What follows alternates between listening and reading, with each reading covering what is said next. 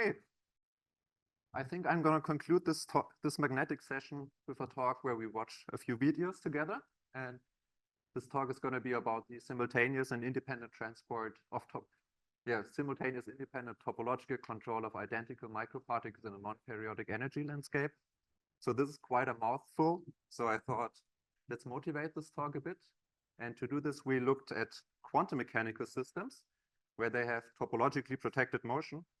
But the topologically protected motion, as it's with electrons, it's super hard to see this in real time. He effectively has no chance. So we thought, can we do this with colloids? Because colloids are way bigger. We can visualize them under a microscope, and the time scales are of the order of seconds. So it's quite nice to visualize. And then Johannes Ller et al.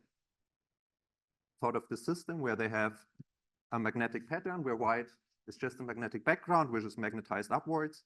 Then they have black circular domains and a hexagonal pattern on them with a magnetized downwards.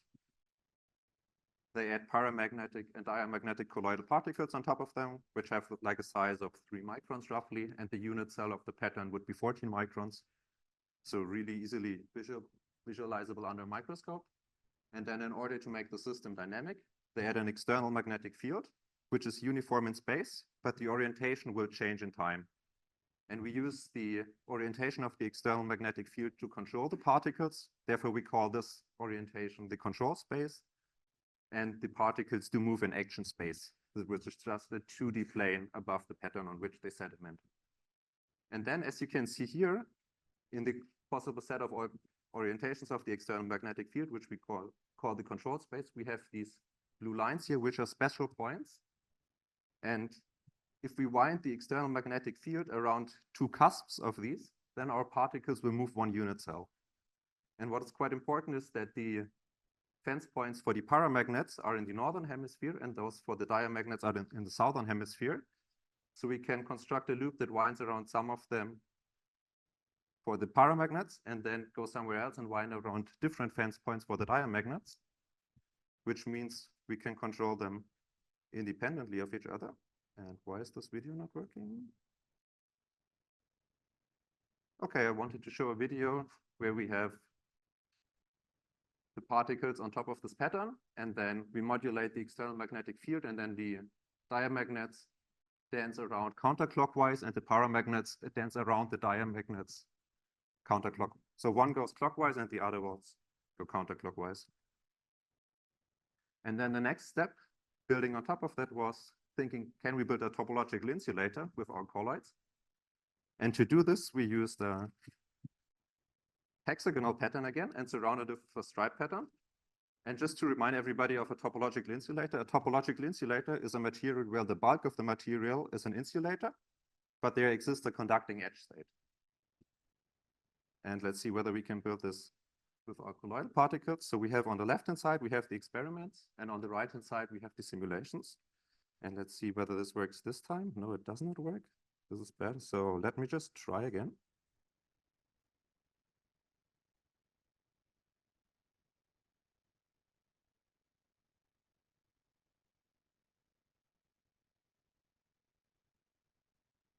Yeah, we can see the first video that I wanted to show you. So we have in blue the diamagnets dancing, and in red the paramagnets dancing around them. So we see that we can control them independently of each other. Yeah, and with the topological insulators, we had the experiments on the left, and on the right-hand side, we will see the trajectories of the experimental particles superimposed of the pattern, because you cannot easily see this in the left picture. And then we can see that particles in the bulk of the material, they perform a closed orbit. So they stay where they are.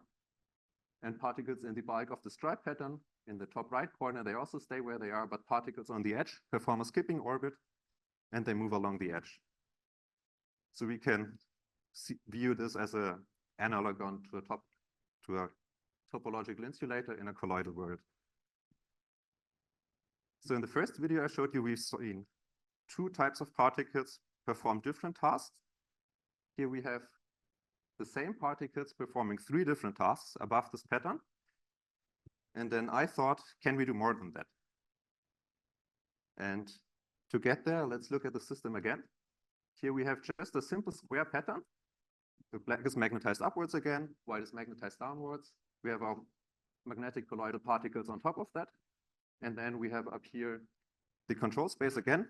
And quite importantly, in a quadratic pattern, in the control space, there are these only 4 fence points. And if we wind our magnetic field around one of those fence points, then our particles move by 1 unit cell. And as these fence points are in a square pattern really just points on the sphere on the equator, if we rotate the pattern, we rotate the fence points, and then we can combine the patterns and have particles move in different directions in differently rotated square patterns. And we also thought about hexagonal patterns and what we can do with them. And the nice thing with a hexagonal pattern is you can phase shift one of the 3 wave vectors relative to the other ones, and then you change the symmetry of the pattern. So we can go from white bubbles on a black background to black triangles that point downwards, through the anti-hexagonal pattern where we have black bubbles on a white background, and then to one where we have the triangles pointing in the opposite direction. And then we can go back to the original one. And if we do this, the fence points in control space also move from the northern hemisphere to the equator, through the southern hemisphere, and then to the equator again, but rotated by 30 degrees. And then they're back in the northern hemisphere. So as the fence points are in different locations, we can now wind around them independently of each other. And to do this, we build this pattern where we change the symmetry phase when going around the circle here. So and then in the center, we have a topological defect of the symmetry phase. And we use this to build a particle trap where we again have the experiments on the left and the simulations on the right. We randomly initialize our particles, perform the same periodic loop over and over and over again, and we see that particles move to the center here. The experimental video just stopped because the wave generator that we use to produce the external magnetic field has only a certain amount of memory, and yeah, this limits our experimental timescale. But here we see we have very good agreement between the experiments and theory. And this spiral pattern solved the problem that we had in the experiments, because previously if we wanted to have a particle in the experiment at a specific location, for example here, we could not easily do this because the particles just, when we put them on the pattern, they just sediment somewhere. So we would have to look through the microscope, see where the particles are, and then move them to where we want them to be. And with this pattern, we can just randomly initialize them, perform a few loops, we know where they are, and then we can automate the process. Okay, but as I told you here, we have a topological point defect in the center. And then we thought, what happens if we extend this defect? And this is what I did here. We again have the experiments on the left and simulations on the right. And you can maybe kind of guess already that we are about to draw a ledger. So we see all the particles are converging here into this downwards line. They follow here, all of them join. And if I fast forward the video a bit, or not, because I'm not in presenter mode, because I only have one screen, so we're going to watch the video a bit longer. So we see that all of them join up here. We have ones that actually perform the right side of the B, and all the ones that did not join will join now. And we see that all the particles follow this B shape. And we're going to wait a few seconds because then the experimental video will show up again with the final trajectories. And then we will see that especially the right-hand side of the B worked quite well. The downward part, we will see that it has not worked perfectly. Here particles mostly move down, but some of them move to the right as well. And we blame this on manufacturing defects when the pattern was made. Okay, in the beginning I told you a bit that we also wanted to have fun with the square patterns. So I'm going into the details a bit more. We again have only these 4 special points, and if we wind around those, particles will move. So we can have this a bit more intricate loop that looks kind of weird if you look at it now with just one pattern. But we see that the loop winds around one of these fence points. So our particles will move in one direction. Then if we add a second pattern, and we rotate it slightly by pi over 10, then also these fence points will rotate by pi over 10. And now this subloop is active. So particles will move in that direction on that pattern, while they still move upwards in that one.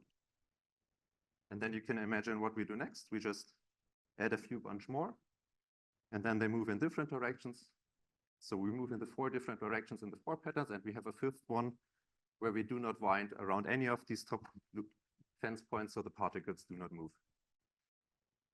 Okay, and if we build something more with that, we thought, yeah, in the experiments, they might have a resolution of roughly 5 degrees. So this allows us to draw 18 different trajectories at once, and we write the first 18 letters of the alphabet. And just to remember, these particles are all sitting next to each other, just on patterns that are slightly differently rotated, and they all experience the same external magnetic field. So all of these letters are written simultaneously and independently by identical microparticles.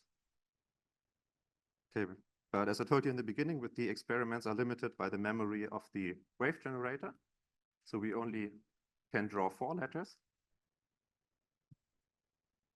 But we see that they're drawn as predicted by the simulations. Again, the A has a bit more loops to complete, but in the end we see we have perfect agreement between the experiments. And in the end, we're gonna put everything together. We have our trapping pattern on the top, and on the bottom we have square patterns that are rotated slightly. And we just randomly initialize our particles on the top. We perform our trapping loop. These 2 are already in the center. This one takes a bit longer. So we just repeat this loop 200 times, because then we know that particles that started anywhere in the spiral pattern will be in the center. Now that we have them in the center, we can move them downwards. And when they are in the differently rotated pattern, we can let them perform different tasks there. So one draws a square, one draws a triangle, and one draws a cross. And in the insets, we again see the experimental videos, and we see that we have quite nice agreements with them. And with this, I want to conclude my talk. This was funded by the DFG, which was sponsored my PhD. And the travel here was supported by SKCM². And now I'm with Myoline Dijkstra, was also supported by SKCM². Yeah, thank you for your attention, and I'm happy to take questions.